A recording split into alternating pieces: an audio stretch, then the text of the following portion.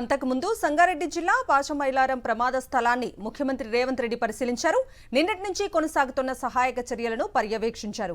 CM వెంట మంత్రులు వివేక్, శ్రీధర్బాబు, పొంగులేటి, రాజనరసింహ ఉన్నారు. ప్రమాద ఘటనపై అధికారులతో మాట్లాడి వివరాలు తెలుసుకున్నారు. ప్రమాదం జరిగిన 24 గంటలు గడిచినా ఇంతవరకు యాజమాన్యం ఎందుకు స్పాట్కు రాలేదని ప్రశ్నించారు సీఎం రేవంత్ రెడ్డి. రియాక్టర్ పేలుడు ఘటనపై నివేదిక ఇవ్వాలని అధికారులను సీఎం రేవంత్ రెడ్డి ఆదేశించారు. ఇలాంటి ఘటనలు పునరావృతం కావద్దని హెచ్చరించారు.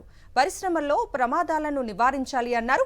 ప్రమాదాలు జరగకుండా యాక్షన్ ప్లాన్ సిద్ధం చేయాలని అధికారులను ఆదేశించారు సీఎం. అధికారులతో సమీక్ష తర్వాత ఆసుపత్రికి వెళ్లి క్షతగాత్రులను పరామర్శించారు సీఎం రేవంత్ రెడ్డి.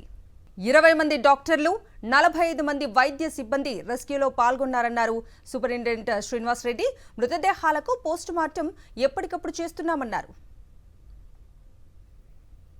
స్టార్ట్ అయింది. అక్కడ నుండి సైట్ నుండి మనకు రెస్క్యూ టీం వచ్చి అక్కడ నుండి బాడీ నుండి ఇక్కడికి షిఫ్ట్ చేయడం ఆల్మోస్ట్ 11 గంటల నుండి స్టార్ట్ అయింది. నిన్న 11 గంటల నుండి, పొద్దున 11 గంటల నుండి కంటిన్యూగా రాత్రంతా forensic team from Osmania medical college, forensic team from GGH medical college Sangareddy నుండి ఒక 6 to 10 teams forensic teams plus ఇక్కడున్న ఒక 10 మంది సిబ్బంది, 20 మంది డాక్టర్లు ప్లస్ 45 మంది సిబ్బందితో మేము ఇక్కడ రెస్క్యూ టీం ఒకటి ప్రిపేర్ చేసాము.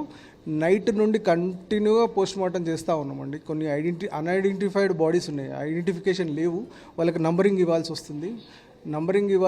వాళ్ళకు నంబరింగ్ ఇస్తున్నాము. D1, D2 అట్లా నంబరింగ్ ఇచ్చేసి ఆ నంబరింగ్లో ఉన్న అన్ఐడెంటిఫైడ్ బాడీస్లో నుండి ఫీమర్ బోను, స్టెర్నమ్ బోను, కొంచెం మజిల్ మాస్ తీసుకొని ఒక ఫార్మలిన్ బాటిళ్లలో తీసుకొని మేము ఫారెన్సిక్ రెడ్ హిల్స్కు ఎప్పటికప్పుడు పంపిస్తూ ఉన్నామండి.